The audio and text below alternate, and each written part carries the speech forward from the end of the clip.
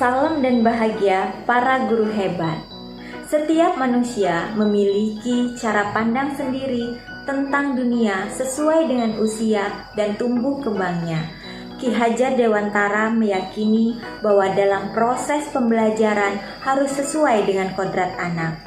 Beliau paham bahwa dalam periode usia memiliki kekhususan yang harus menjadi bahan pertimbangan dalam proses pembelajaran. Di masa mendatang, guru diharapkan mampu memimpin perubahan dalam ekosistem pendidikan. Kepemimpinan seorang guru tentunya harus diiringi dengan kemampuan yang sesuai dengan kompetensi yang dimiliki agar dunia pendidikan berjalan sesuai yang diharapkan. Mari kita menjadi guru hebat masa depan.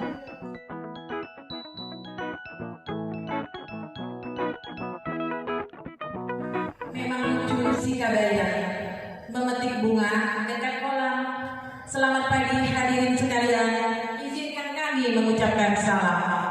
Assalamualaikum warahmatullahi wabarakatuh. Selamat pagi dan salam sejahtera bagi kita semua. Ibu calon guru penggerak yang terhormat, Bapak Ibu peserta seminar.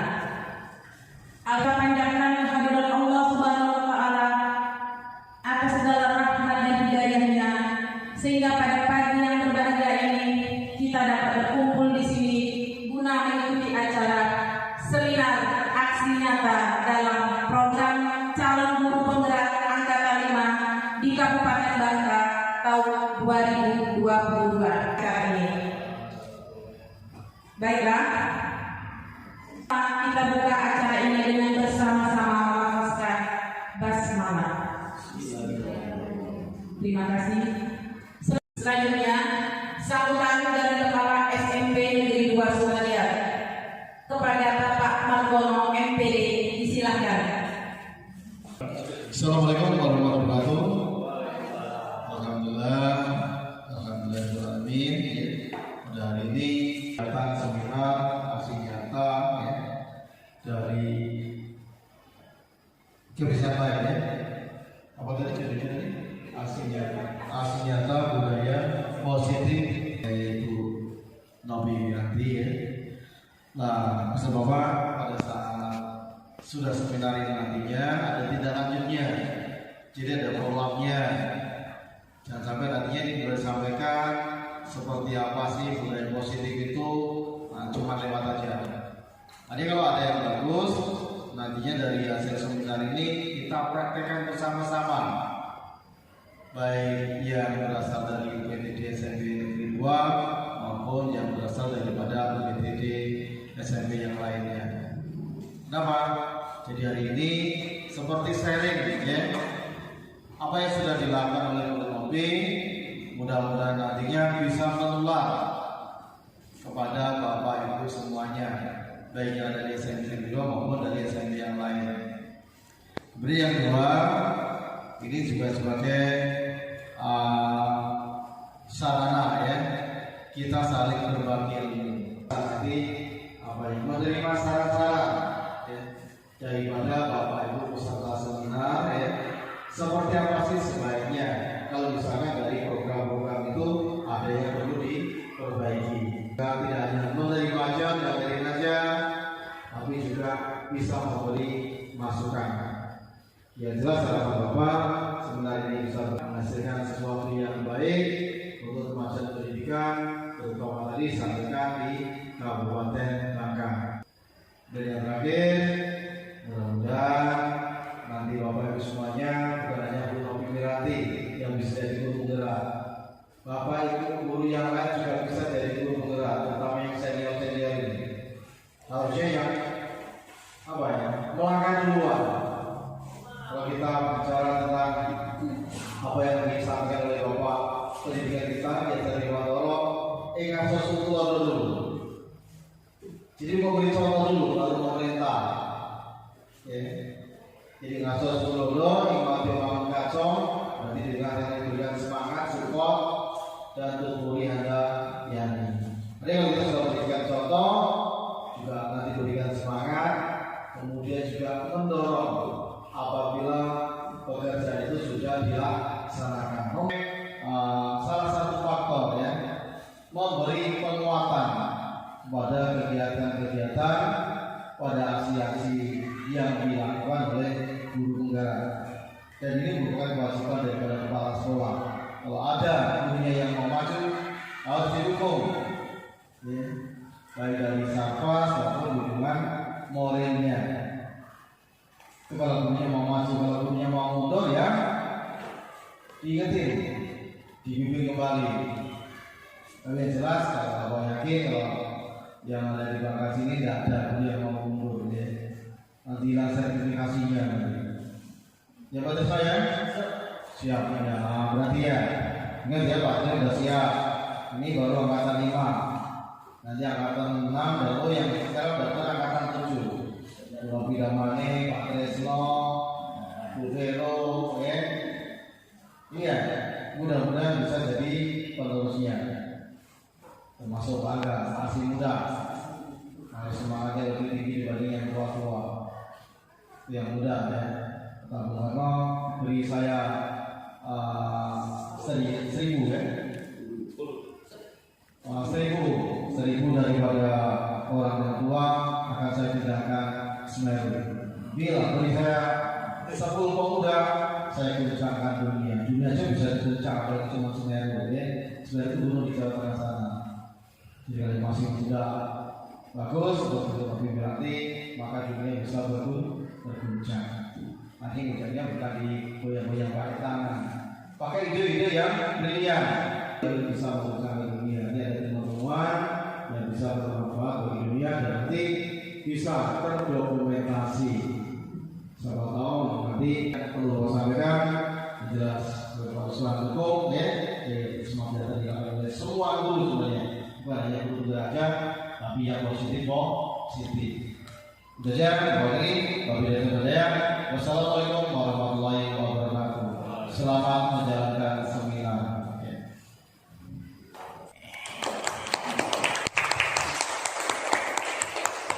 Terima kepala sekolah. Selanjutnya pemaparan materi yang akan dipresentasikan oleh Ibu Novi Miranti SPD. Kepada Ibu disilahkan. Baik, sebelumnya saya ucapkan terima kasih atas kehadiran Bapak Ibu semuanya. Assalamualaikum warahmatullahi wabarakatuh. Iya, hari ini adalah termasuk hari yang istimewa buat saya karena saya menyampaikan satu buah tugas, bisa dikatakan ini adalah tugas tetapi hal yang sangat menantang untuk saya. Ini adalah tugas aksi nyata saya pada program Guru Penggerak tentang budaya positif. Di sini nanti saya akan menyampaikan beberapa hal tentang budaya positif yang insya Allah jika kita terapkan dengan baik dan benar akan bermanfaat sekali buat pendidikan anak-anak kita, siswa kita ke depannya. Baik. Nah, di sini menu belajar budaya positif itu ada beberapa hal yang dipaparkan. Pertama, motivasi perilaku manusia. Kedua, tentang hukuman, konsekuensi dan restitusi. Terus ketiga, ada keyakinan kelas. Keempat, ada 5 kebutuhan dasar manusia. Keenam, ada 5 posisi kontrol. Ketujuh, ada segitiga restitusi. Kedelapan, ada video tentang 5 posisi kontrol dan segitiga restitusi. Baik.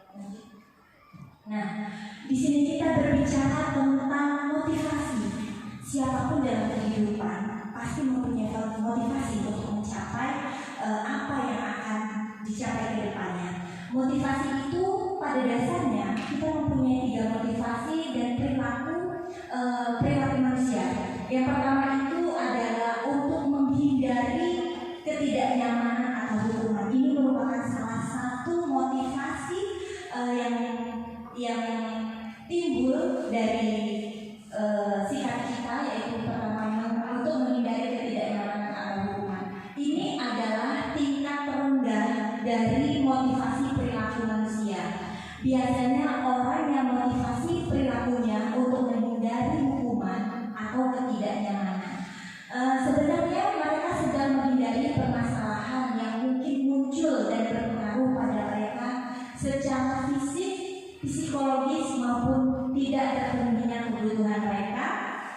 Bila dia bersifat eksternal. Nah, jadi untuk menghindari ketidaknyamanan ataupun hukuman itu adalah salah satu motivasi biasanya terjadi dalam kehidupan manusia. Misalnya seperti ini, murid kita dia tidak mau yang memang sering kita temui dalam keseharian kita, dia menghindari ketidaknyamanan itu. Misalnya dia tidak masuk sekolah, padahal karena dia tidak mengerjakan PR tadi. Nah, itu salah satunya. Oke, kita lanjut yang kedua. Perilaku manusia itu termotivasi untuk mendapatkan imbalan atau penghargaan dari orang lain. Nah, satu tingkat di atas motivasi yang pertama, di sini orang berperilaku untuk mendapatkan imbalan atau sebuah penghargaan dari orang lain. Mereka melakukan sebuah tindakan untuk mendapatkan pujian dari orang lain yang menurut mereka penting dan mereka letakkan dalam dunia berkualitas mereka. Mereka juga melakukan sesuatu untuk mendapatkan bagi anak-anak yang bisa mengerjakan ini, ibu kasih permen misalnya seperti itu. Nah, itu contoh yang sangat kecil ya, contoh yang sangat mudah untuk mendapatkan imbalan ataupun penghargaan dari orang lain. Jadi anak itu termotivasi tetapi secara eksternal, misalnya dia untuk mencapai menjadi bintang kelas, dia tujuannya saya harus mendapatkan ini ya, karena di sekolah kami atau wali kelas kami kalau saya juara kelas pasti saya akan mendapatkan hadiah itu. Nah, berharap mendapatkan imbalan dari orang lain seperti itu. Nah, yang ketiga, motivasi yang mempengaruhi tindakan kita atau perilaku sebagai manusia adalah untuk menjadi orang yang mereka inginkan dan menghargai diri sendiri dengan nilai-nilai yang mereka percaya. Akan bertanya, akan menjadi orang yang seperti apa apabila saya melakukannya. Mereka yakini dan hargai, dan mereka melakukannya karena mereka ingin menjadi orang yang melakukan nilai-nilai yang mereka yakini tersebut. Ini adalah motivasi yang akan membuat seseorang memiliki disiplin positif, karena dengan motivasi berperilakunya bersifat internal bukan eksternal. Nah, jadi dari ketiga motivasi tadi, motivasi yang ketiga ini adalah yang mereka inginkan dan menghargai diri sendiri. Jadi contohnya tapi dia mengerti dan paham bahwa manfaat dari belajar itu adalah berguna sekali, bermanfaat sekali untuk dirinya. Jadi pada motivasi ketiga itu dia berperilakunya bersifat internal, ya, motivasi dari diri sendiri, bukan karena ingin hadiah atau hal apapun seperti itu. Jadi ada tiga motivasi ini yang memang mempengaruhi perilaku kehidupan manusia. Next. Dalam budaya positif ada beberapa hal ini tentang hukuman, konsekuensi, dan restitusi. Mungkin Bapak Ibu sudah familiar ya mendengar itu, tetapi mungkin kita kadang-kadang kita kurang memahami apa sih sebenarnya tentang hukuman, konsekuensi, dan restitusi dalam dunia pendidikan. Nah, saya bahas satu-satu. Kalau hukuman itu bersifat satu arah dari pihak guru yang memberikan, dan murid hanya menerima suatu hukuman tanpa melalui suatu kesepakatan atau penghargaan dari pihak guru, baik sebelum atau sesudahnya. Hukuman yang diberikan bisa berupa fisik maupun psikis. Psikis ya, murid atau anak disakiti oleh suatu perbuatan atau kata-kata. Nah, mungkin untuk hukuman ini sepertinya kita tanpa kita sadari ya Bapak Ibu, kita sering sekali memberi hukuman kepada anak-anak kita sebagai bentuk dari hal yang kita anggap salah dari apa yang mereka lakukan. Nah, itu hukuman. Kalau kedua ada konsekuensi. Kalau konsekuensi itu sudah terencana atau sudah disepakati, sudah dibahas dan disetujui oleh murid dan guru. Umumnya bentuk-bentuk konsekuensi dibuat oleh pihak guru ataupun pihak teman untuk jangka waktu yang pendek. Nah, jadi kalau konsekuensi kita sudah menyepakati bahwa ini ada sepakat kita bersama. Misal sepakat kita misalnya di kelas, anak-anak yang terlambat masuk tidak boleh ikut pelajaran ibu atau harus membersihkan kelas dulu. Hal itu sudah menjadi kesepakatan kita bersama. Dan ketiga adalah restitusi. Nah, ini adalah proses menciptakan kondisi bagi murid untuk memperbaiki kesalahan mereka, sehingga mereka bisa kembali pada kelompok mereka dengan karakter yang lebih kuat. Itu kata Gosen tahun 2004 ya. Restitusi juga merupakan proses kolaboratif yang mengajarkan murid untuk mencari solusi untuk masalah mereka dan membantu murid berpikir tentang orang seperti apa yang mereka inginkan dan bagaimana mereka harus memperlakukan orang lain. Jadi dari ketiga ini sebenarnya sama-sama siswa seandainya membuat kesalahan, tapi kita sebagai guru harus apakah itu sebuah hukuman ataukah konsekuensi ataupun sebuah restitusi yang harus kita berikan kepada murid kita.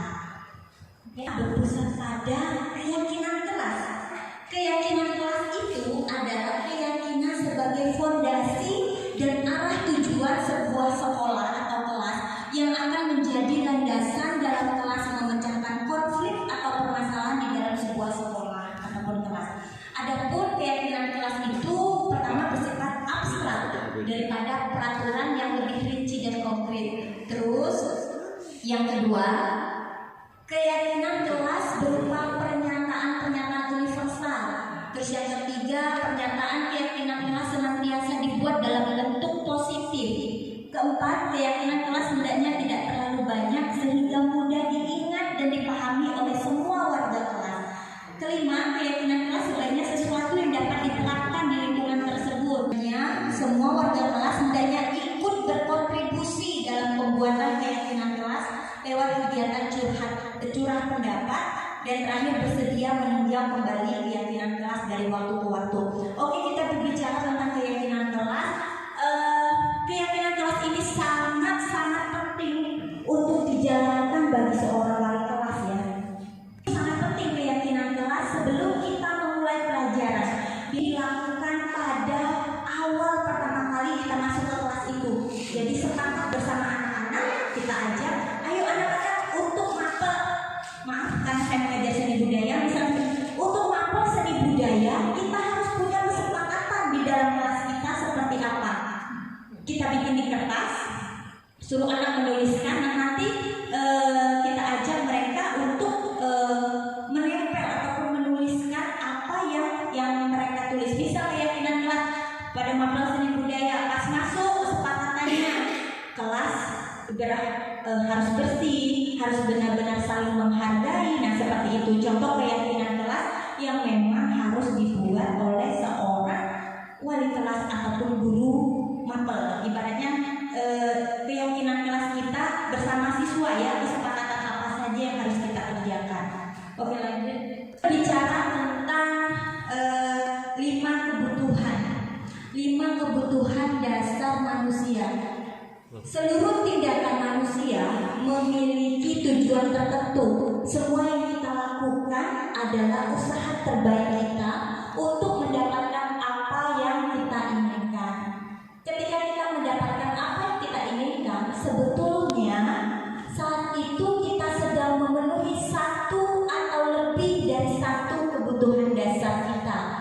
Ketika seorang murid melakukan suatu perbuatan yang bertentangan dengan nilai-nilai kebijakan atau melanggar peraturan, hal itu sebenarnya dikarenakan mereka gagal memenuhi kebutuhan dasar mereka. Jadi harus kita pahami ya Bapak Ibu, jika anak melakukan kesalahan berarti sebenarnya ada yang salah, ada sebuah kebutuhan yang tidak terpenuhi dari anak itu, sehingga mereka melakukan sebuah kesalahan karena mereka gagal memenuhi kebutuhan dasar mereka. Oke, lanjut.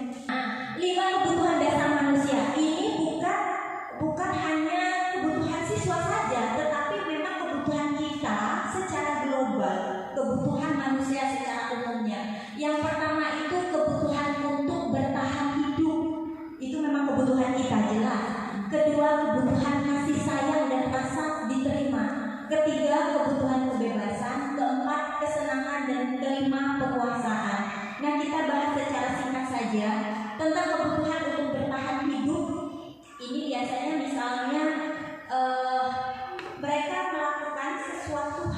yang memang mereka lakukan itu untuk sekedar untuk mempertahankan hidup mereka. Nah, seperti itu. Kedua, memang kebutuhan kasih sayang dan rasa diterima itu biasanya anak yang kurang kasih sayang, misalnya sengaja dia mencari perhatian temannya di kelas, padahal sesungguhnya kebutuhan kurangnya kasih sayang yang dia butuhkan. Misal dia melakukan kesalahan, akhirnya kita memanggil orang tuanya.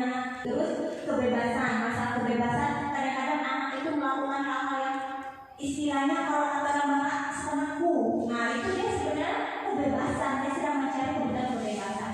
Terus kesenangan, misalnya anak-anak main-main melempar kertas di dalam kelas, sebenarnya itu di sisi lain adalah kebutuhan dasar dia mencari kesenangan diri dia sendiri. Dan terakhir penguasaan, terkadang ada kan anak-anak yang ngegeng ya, merasa dirinya ingin diakui bahwa aku yang paling hebat di kelas itu. Nah, mungkin hal seperti itu tentang 5 kebutuhan dasar manusia. Nah, ini dia yang dalam budaya positif yang benar-benar harus kita pahami sebagai seorang guru. Kita di sini mempunyai 5 posisi kontrol. Kita mempunyai 5 posisi kontrol manusia. Pertama, sebagai pembuku. Seorang pembuku bisa menggunakan hukuman fisik ataupun verbal. Orang-orang yang menjalankan posisi pembuku senantiasa mengatakan bahwa sekolah memerlukan sistem atau alat yang dapat lebih menekankan murid-murid lebih dalam lagi. Nah, kalau tipe pembuku ini biasanya seorang guru yang mempunyai tipe pembuku, dia tidak akan pernah mau tahu tentang apa yang terjadi dengan siswanya. Yang dia ingat adalah, sudah kamu salah, saya hukum kamu. Cuma itu saja. Dia menganggap apa yang dilakukannya itu ada yang paling benar. Nah, posisi kedua, ada pembuat merasa bersalah. Pada posisi ini biasanya guru akan bersuara lebih lembut. Rasa bersalah akan menggunakan keheningan yang membuat orang lain merasa tidak nyaman, bersalah atau rendah diri. Contohnya begini, misalnya si anak mengerjakan tugas tetapi asal-asalan. Si guru mengatakan dengan suara, "Tuhan, kamu tidak menghargai ibu, kamu tidak sayang sama orang tuamu." Jadi ada beberapa kalimat yang memang tujuannya untuk membuat anak itu merasa bersalah, seperti itu. Terus ada yang ketiga. Nah, sebagai teman, guru pada posisi ini tidak akan menyakiti murid, namun akan tetap berupaya mengontrol murid melalui persuasi. Posisi teman pada guru bisa negatif ataupun positif. Posisi di sini berupa hubungan baik yang terjalin antara guru dan murid. Guru di posisi teman menggunakan hubungan baik dan humor untuk mempengaruhi seseorang. Kita tahu, termasuk saya sendiri, kebanyakan saat itu sebelum saya mempelajari tentang posisi kontrol, saya memang banyak menggunakan posisi kontrol sebagai teman dari saya.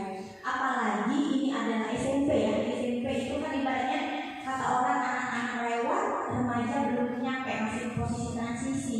Jadi memang pada posisi kontrol teman banyak kita lakukan kepada siswa. Tetapi yaitu tadi ada sisi positif dan negatifnya kalau kita memposisikan diri sebagai teman. Karena secara positif kita memang merasa lebih dekat dengan siswa kita, tetapi negatifnya kebanyakan siswa kurang menghargai kita sebagai seorang guru. Karena dia merasa kita teman kawannya. Jadi posisi kita sebagai teman ini ada saatnya digunakan, tetapi jangan bablas ya Bapak Ibu ya. Nah, seperti itu. Terus yang keempat, pemantau. Posisi kontrol manusia sebagai pemantau. Memantau berarti mengawasi. Pada saat kita mengawasi, kita bertanggung jawab atas perilaku orang-orang yang kita awasi. Posisi pemantau berdasarkan pada peraturan-peraturan dan konsekuensi. Dengan menggunakan sanksi atau konsekuensi, kita dapat memisahkan hubungan pribadi kita dengan murid sebagai seseorang yang menjalankan posisi pemantau. Sebagai posisi pemantau, seorang guru juga banyak yang menggunakan posisi ini. Misalnya anak melakukan kesalahan ataupun ada hal-hal tertentu, biasanya guru lebih banyak bertanya, kenapa begini? Kapan kamu kerjakan? Dan jadi mencari informasi yang sebanyak-banyaknya itu pada posisi pemantau. Dan terakhir ada posisi manajer. Coba kita baca ya. Posisi di mana guru berbuat sesuatu bersama dengan murid, menjawabkan perilakunya, mendukung murid agar dapat menemukan solusi atas permasalahannya sendiri. Seorang manajer telah memiliki keterampilan di posisi teman maupun pemantau, dan dengan demikian bisa jadi di waktu-waktu tertentu kembali kepada kedua posisi tersebut bila diperlukan. Mandiri dan bertanggung jawab, maka kita perlu mengacu kepada restitusi yang dapat menjadikan murid kita seorang manajer bagi diri sendiri. Nah, sesungguhnya dari kelima posisi kontrol tadi, posisi manajer adalah yang sangat diharapkan supaya kita bisa menerapkannya kepada anak-anak. Jadi di sini kita tidak mengklaim anak itu satu, tapi berusaha mencari solusi bersama-sama agar anak itu bisa mengatasi permasalahannya seperti itu. Lanjut. Nah, ini segitiga restitusi. Apa itu segitiga restitusi? Mungkin Bapak Ibu baru mendengarkannya ya. Segitiga restitusi itu seperti apa? Jadi segitiga restitusi itu di sini ada tentang menstabilkan identitas, terus atasnya validasi tindakan yang salah, dan yang terakhir menanyakan keyakinan. Jadi mereka itu saling terkaitan ya. Ketiga strategi tersebut direpresentasikan dalam 3 sisi segitiga restitusi. Langkah-langkah tersebut tidak harus dilakukan satu persatu secara kaku. Banyak guru yang sudah menggunakannya dalam berbagai versi menurut gaya mereka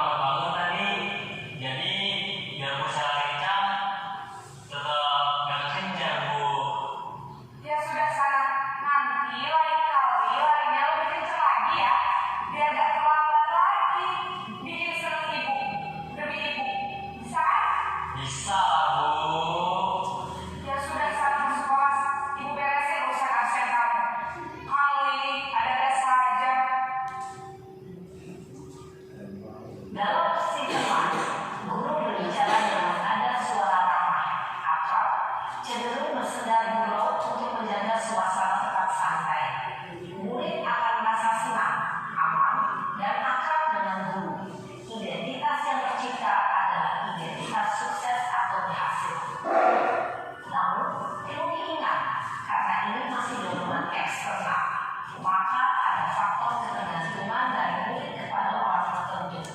Di sini guru absennya, sehingga di lain waktu murid bisa berperilaku baik, namun hanya kepada orang-orang tertentu saja.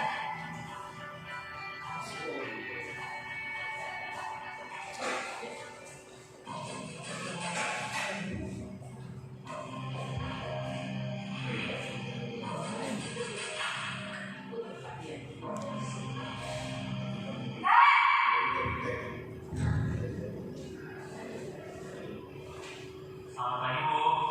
Nah, apa peraturan sekolah kita tentang jam berapa kita harus masuk sekolah, Nak? Kita harus di sekolah jam 7, Bu. Iya betul, sekarang sudah jam 7.20. Kalian sudah tahu konsekuensinya jika terlambat hari? Paham, Bu?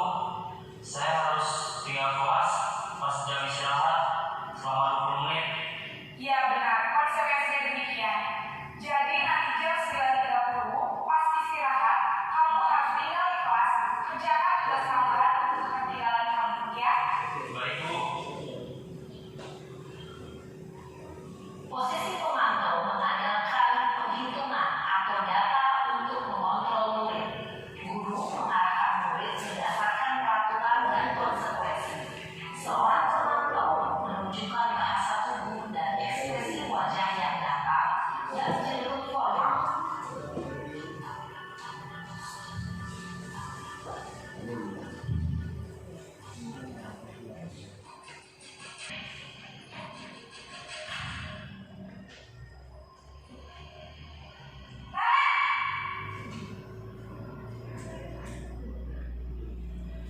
Selamat pagi, Bu. Saya terlambat. Iya, sekolah masuknya jam 7, sekarang sudah jam 7 waktunya. Jadi sekarang bagaimana ini, Rek? Maaf, Bu. Saya lupa sama saya semalam. Baiklah, menurut kamu, kira-kira sekolah yang mana yang harus kamu tingkatkan?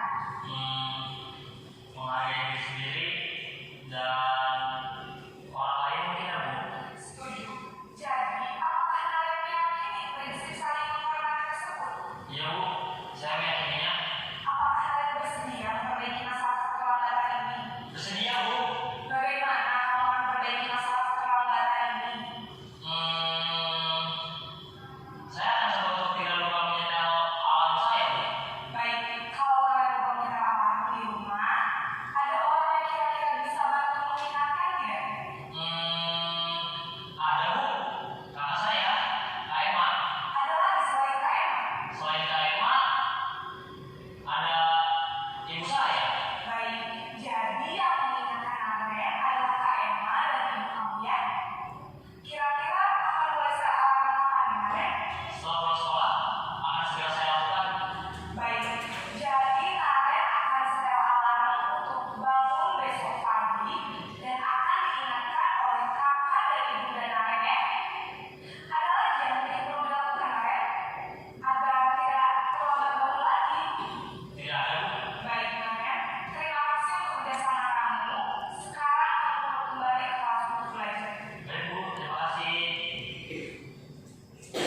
Posisi manajer adalah posisi kontrol yang disarankan untuk membimbing murid memiliki sikap disiplin yang positif, yaitu murid yang mandiri, bertanggung jawab, dan dapat memecahkan masalah. Tujuan dari posisi ini adalah agar murid dapat berefleksi atas tindakannya. Guru akan dengan tulus memberikan pertanyaan-pertanyaan bermakna, sehingga membuat murid dapat belajar dari kesalahannya dan mencari sebuah solusi untuk menyelesaikannya. Ibu dan Bapak guru hebat, setelah mengamati adegan kelima posisi kontrol tadi, kira-kira posisi mana yang paling ideal? Posisi mana yang dapat menunjang motivasi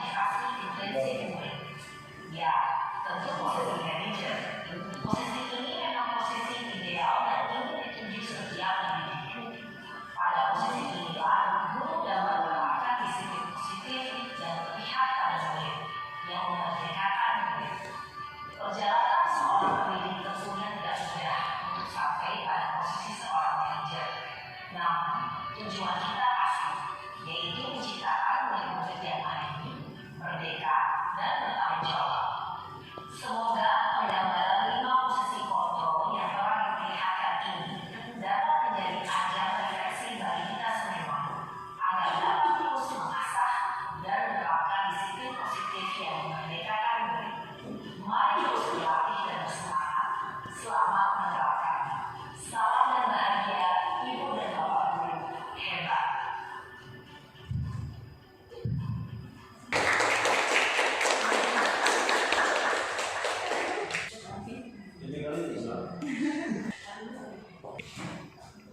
Oke, itu tadi ada 5 posisi kontrol yang memang sudah ada, yang kebiasaan kita lakukan. Tetapi posisi kontrol yang paling baik itu adalah posisi manajer. Jadi sekarang Bapak Ibu mulailah kita berbenah, mulailah kita menuju kepada posisi kontrol untuk merangkul anak-anak kita. Jadi untuk posisi yang pemarah, posisi pemberi rasa bersalah, posisi teman ataupun pemantau itu yang pastinya kita harus menuju ke posisi manajer seperti itu ya. Satu lagi ada video sebagai restitusi, segitiga restitusi untuk kita simak untuk memperkuat dari materi budaya positif.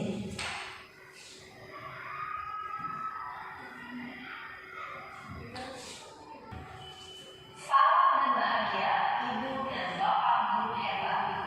Pada video kali ini kita akan membahas tentang salah satu program disiplin positif yang diterapkan di lingkungan sekolah yang dikenal dengan nama restitusi. Restitusi dikembangkan oleh pakar pendidikan dari Gosen, berlandaskan pada teori kontrol bentuk Indonesia. Segitiga restitusi adalah suatu proses dialog yang dijalankan oleh guru atau orang tua agar dapat menghasilkan murid yang mandiri dan bertanggung jawab. Pada saat guru di posisi manajer, aspek yang dikembangkan pada murid adalah motivasi intrinsik, sehingga penanaman nilai-nilai kebajikan dapat tumbuh dan berkembang menjadi suatu kebiasaan positif yang akhirnya membentukkan murid.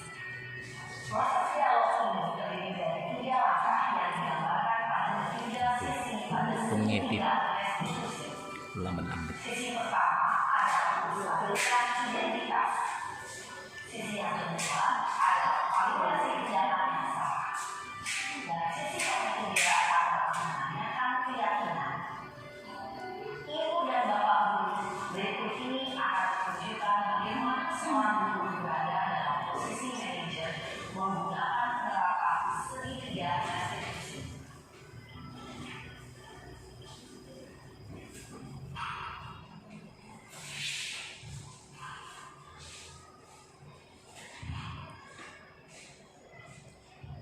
Siapa? Siapa?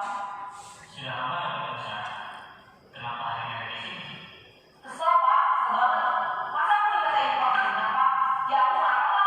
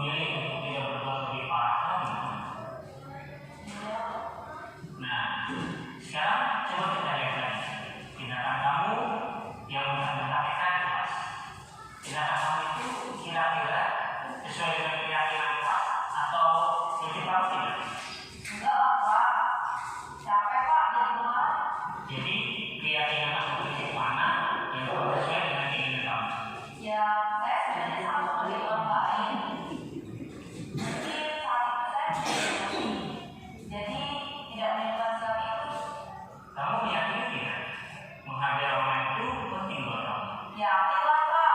Iya, setuju. Kita harus saling menghargai. Namun, ada juga keyakinan yang kita sepakati yang perlu kita jalankan.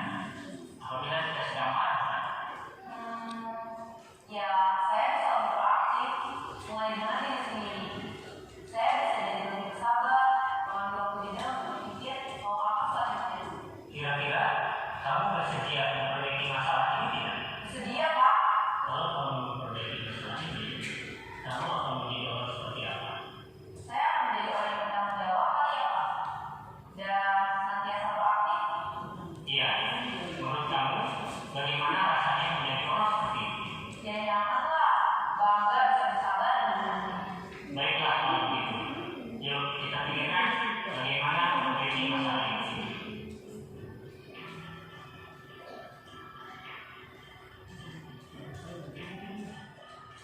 Ibu dan Bapak guru hebat. Baru saja kita menyaksikan contoh bagaimana seorang guru berada dalam posisi manajer menggunakan penerapan segitiga restitusi. Mari kita bahas satu persatu.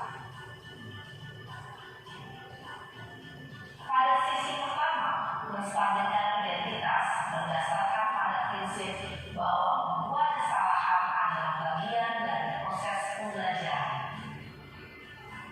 Sisi pertama dari segitiga ini berperan menggeser identitas murid dari identitas gagal ke identitas sukses. Murid yang sedang bertindak laku yang tidak pantas atau menarik diri saat itu sedang mengalami identitas gagal. Bila kita mengkritiknya, maka posisinya tidak akan berubah. Kita bisa mengajukan pernyataan-pernyataan ini. 1. Membuat kesalahan sesuatu yang wajar. 2. Manusia tidak ada yang sempurna. 3. Kita bisa memperbaiki masalah ini. 4. Saya tidak menanyakan kesalahannya.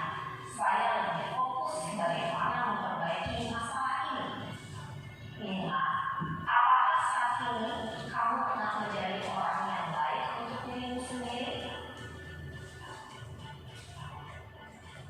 Pada sisi kedua, validasi tindakan yang salah berlandaskan pada prinsip bahwa setiap perilaku berupaya memenuhi suatu kebutuhan tertentu. Guru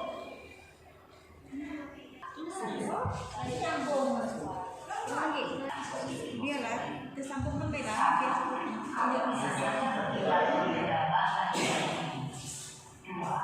Aku bukan melakukannya tanpa suatu alasan tertentu. 3. Kamu melakukannya karena mempertahankan sesuatu yang penting bagimu. 4. Mungkin kamu bisa mempelajari sesuatu perilaku baru yang lebih efektif. Bersediakah itu menanyakan keyakinan. Teori kontrol menyatakan bahwa pada dasarnya kita maka murid telah siap mengaitkan keyakinan-keyakinannya dengan tindakannya yang salah dan menggeser menjadi orang yang lucu. Pertanyaan-pertanyaan ini dapat mengaitkan keyakinan-keyakinan yang anak murid. 1. Sebagai keluarga atau kelas, apa yang kita yakini? 2. Nilai-nilai apa yang telah kita sepakati? 3. Seperti apa gambaran sebuah kelas yang ideal bagi kalian?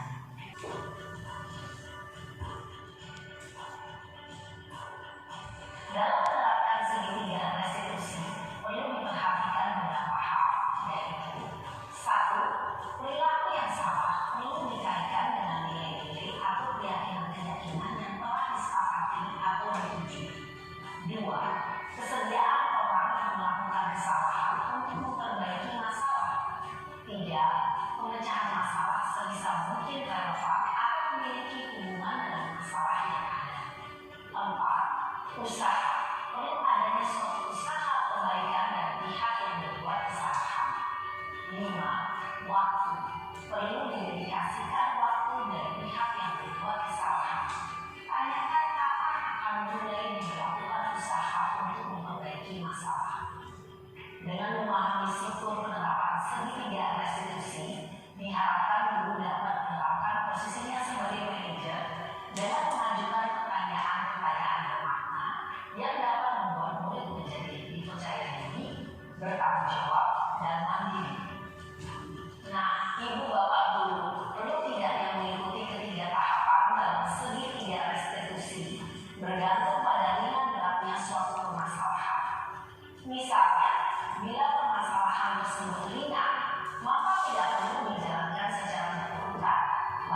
bisa semudah menanyakan apa keyakinan yang kita sepakati dengan menjalankan segitiga restitusi dengan mengajukan pertanyaan-pertanyaan bermakna diharapkan mulai menjadi kuat secara pribadi dapat membuka wawasan hidup agar dapat menyelesaikan permasalahannya sendiri semakin percaya diri, mandiri, dan merdeka. Salam dan bahagia, Ibu Bapak Guru hebat. Oke, satu dulu.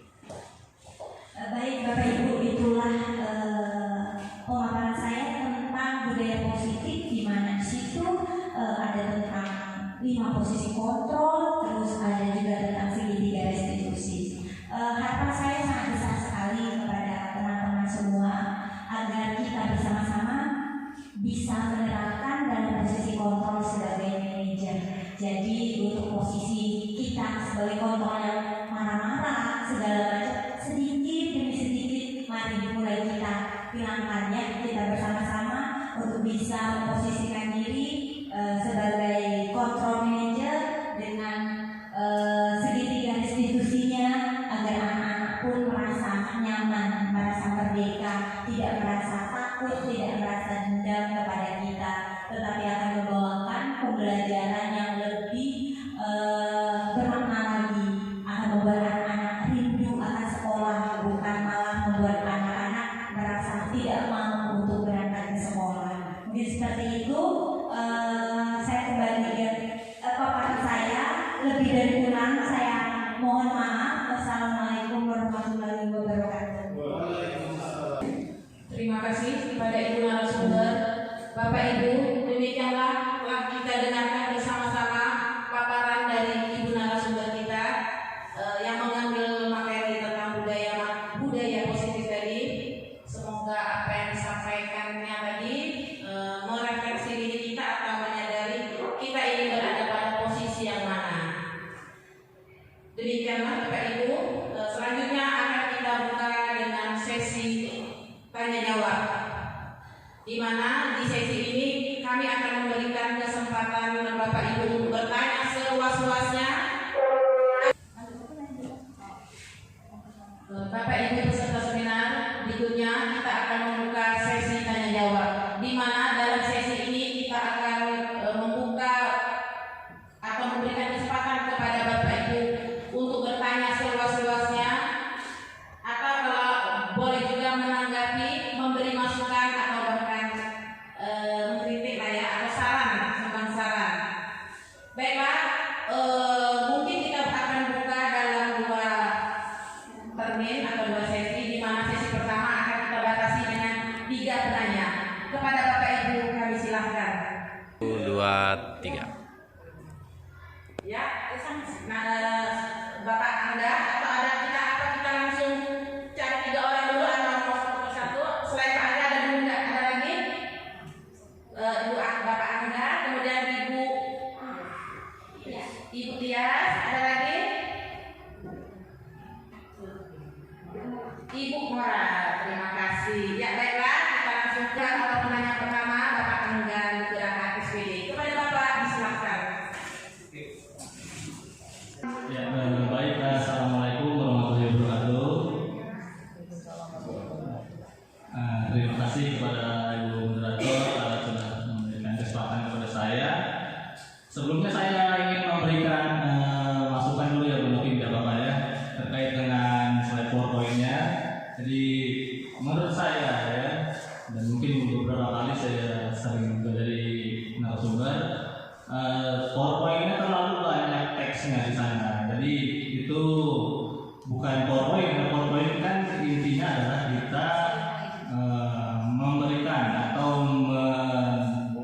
menyampaikan poin-poinnya saja, bukan teksnya yang di copy maksudnya secara utuh di sana. Walaupun penyampaiannya dari filmnya cukup baik, cuma hanya disayangkan ya kalau bisa slide PowerPoint-nya cukup poin-poinnya saja 1, 2, 3, 4, 5 dan lain-lain.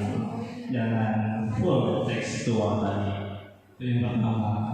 Lalu berikutnya secara sumber referensi juga saya beri masukan. Yang saya lihat referensinya hanya dari dosen saja. Kalau bisa ada minimal 3 referensi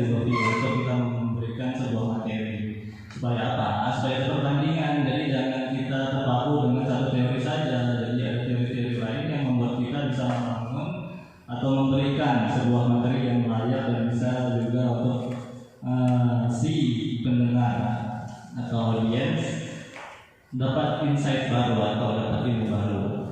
Nah, itu maksud dari saya. Lalu ada pertanyaan lagi, tidak apa-apa ya, supaya kita juga tercerahkan.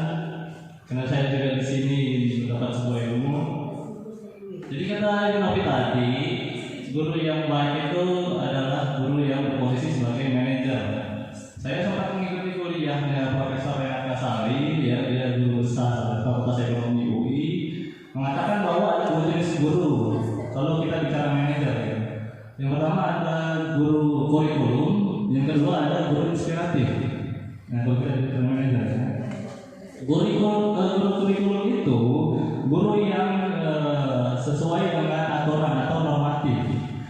Jadi apapun yang dikatakan oleh kementerian, oleh dinas, dia mengikuti secara utuh, tidak ada bantahan. Nah, sekarang banyak sekali guru kurikulum itu, ya, dia terlalu kaku lah, tidak fleksibel untuk pembelajaran yang katanya kurikulum merdeka, gitu. Jadi tidak merdeka, tidak seperti itu. Hanya mengikuti perintah dari atas, lalu dia menjalankan sesuai norma yang sudah diada. Ya, sementara ada guru inspiratif namanya. Guru inspiratif itu adalah guru yang berpikir out of the box. Jadi murid atau siswa itu dibiasakan berpikir kritis dan bernalar sesuai dengan pemikiran maupun pengalaman dia selama hidup. Jadi kadang-kadang kalau kita bicara siswa itu banyak yang kreatif dan inovatif. Sementara gurunya tidak bisa menerima itu karena dikatakan bahwa nakal, tidak mau mendengarkan penjelasan guru, padahal dia punya pikiran yang ortodoks gitu atau di luar dari kebiasaan biasanya saja. Nah, menurut Bu Novi kira-kira bagaimana caranya untuk menyadarkan guru-guru kurikulum ini supaya jangan terlalu mengikuti perintah, walaupun kita memang sendiri secara guru harus mengikuti perintah ya, karena undang-undang guru dan dosen tahun 2005 mengatur itu. Cuma kan guru inspiratif juga boleh kita atau layak kita contoh. Yang pertama. Yang kedua, tadi juga ada di slide di sana dikatakan bagaimana kira-kira menurut Bu Novi Wiranti sendiri kelas yang ideal. Karena seperti kita tahu ya, karakter siswa itu bermacam-macam, ya berlatar belakang dari berbeda-beda dan lain sebagainya. Nah, itu saja dari saya. Terima kasih. Kalau misalnya ada kesalahan saya minta maaf. Mudah-mudahan pertanyaan atau masukan yang cukup bagus sekali. Langsung kita berikan kepada narasumbernya untuk menjawab. Baik, terima kasih buat Bapak Angga, terima kasih sekali buat masukannya. Terima kasih, biar itu menjadi referensi buat saya ya, ibaratnya kedepannya untuk menjadi lebih baik lagi. Itu pertanyaan tadi yang pertama, bagaimana Caranya supaya guru kurikulum ini bisa menjadi seorang guru yang inovatif dan kreatif. Oh ya, baik. Sekarang perkembangan zaman semakin canggih. Kita tidak terbentuk ataupun tidak terfokus saja hanya bersumber kepada buku. Banyak sekali cara seorang guru untuk bisa membuat pembelajaran menjadi nyaman dan menjadi lebih bermakna. Tidak masalah karena filosofi Hajar Dewantara juga mengatakan kita harus mendidik anak itu mengikuti perkembangan zaman, tetapi tanpa meninggalkan kultur yang ada. Paham mungkin seperti itu ya. Jadi memang apapun itu seorang guru sebaiknya kita memulai dari diri kita dulu yang berubah. Kita belajar untuk lebih baik lagi, untuk mencari hal-hal baru, bukan monoton dengan sistem belajar kita yang sudah lewat. Jadi sekarang zaman semakin canggih, apalagi anak-anak yang sangat familiar dengan gadget segala macam itu. Jadi guru yang pun seharusnya lebih. Oke, jadi seperti itu ya Pak Angga. Jadi seorang guru itu memang harus inovatif, yang pastinya harus mencari hal-hal baru agar pembelajaran itu memang menyenangkan dan nyaman buat siswa kita. Begitu. Yang kedua, pertanyaan bagaimana membuat kelas yang ideal ya, karena di dalam itu terdapat dengan berbagai macam karakter siswa seperti itu. Jadi memang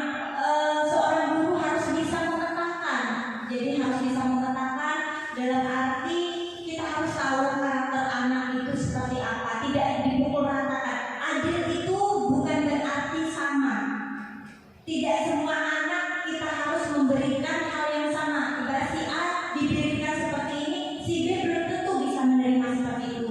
Jadi kita sebagai seorang guru memang harus bisa menyelami, memahami karakter anak itu seperti apa, baru kita akan bisa menciptakan suasana kelas yang nyaman dan ideal. Jadi tidak harus dipukul ratakan semua anaknya. Jadi seperti itu. Jadi pada dasarnya, pada intinya pemahaman kita sebagai seorang guru bukan hanya saja sebagai pengajar, pemberi materi saja, tetapi kita harus bisa membentuk karakter baik buat anak-anak seperti itu. Mungkin itu jawabannya. Bapak Ibu peserta seminar, setelah kita mendengarkan paparan yang cukup lengkap, panjang dan detail ini, kami minta dari Bapak Ibu atau perwakilannya untuk memberikan tanggapan atau refleksi dari materi ini. Kami persilahkan. Terima kasih kepada yang moderator sudah mempersilahkan saya untuk berbicara. Dari hasil pemaparan materi tadi, saya mengapresiasi sekali pada materi Bu Sumiati. Alhamdulillah kita menjadi cerah melihat suatu kontrol-kontrol yang dipaparkan khususnya untuk kita dan diberikan untuk anak-anak sekolah. Perlu kita ketahui juga bahwa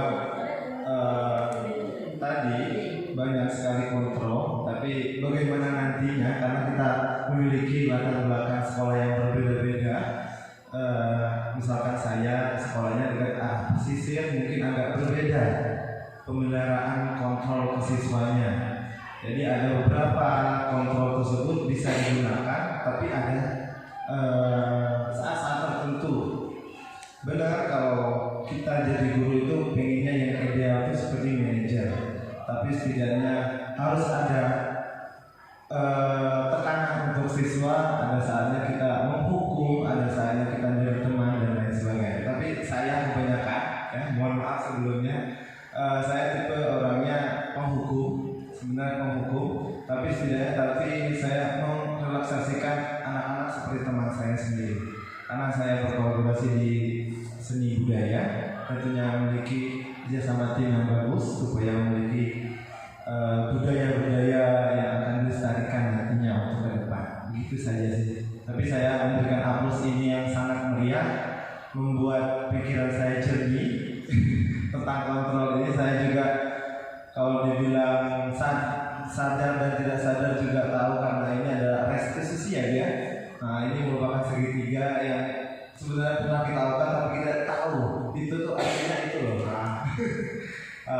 Terus apa lagi ya, mengenai seni budaya juga, kalau dibilang kita harus tidak meninggalkan budaya karena sebetulnya budaya itu akan membangkitkan nilai-nilai pendidikan di suatu dalam diri anak tentunya. Terus apalagi ini sebenarnya harus masuk dalam kegiatan bimbingan konseling kalau saya perhatikan ya.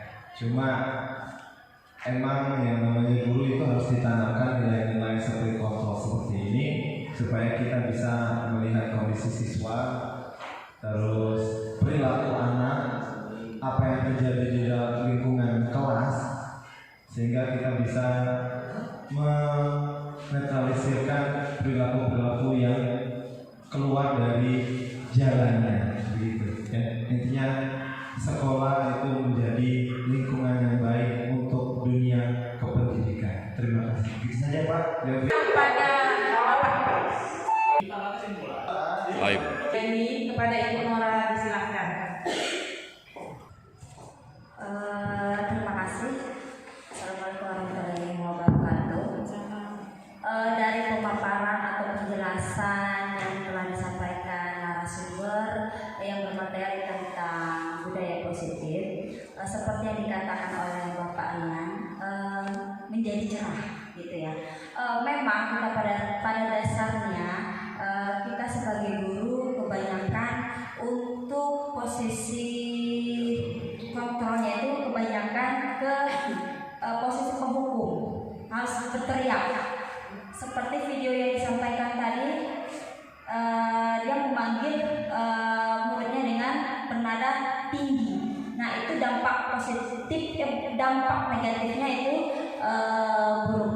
Nah, setelah melihat video, kemudian penjelasannya, saya melihat jadi kita harus membuat kita menjadi lebih baik.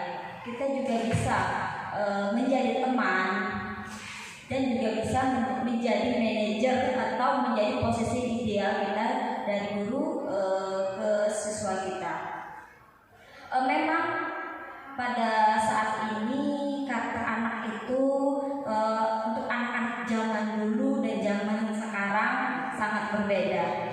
Kalau sekarang anak kita ngomong pelan nggak didengar, makin pelan nggak didengar, harus teriak dulu baru didengarkan oleh anak-anak kita. Jadi terima kasih kepada narasumber Ibu Novi Meranti SPD untuk materi yang disampaikan atau dipaparkan, membuat kami sebagai guru bisa membangun dari 5 posisi kontrol tadi. Baiklah, mungkin itu saja yang saya sampaikan. Terima kasih. Terima kasih kepada Ibu Nora. Demikianlah Bapak Ibu peserta seminar kita hari ini. Semoga apa yang telah kita ikuti bersama bermanfaat bagi kita semua.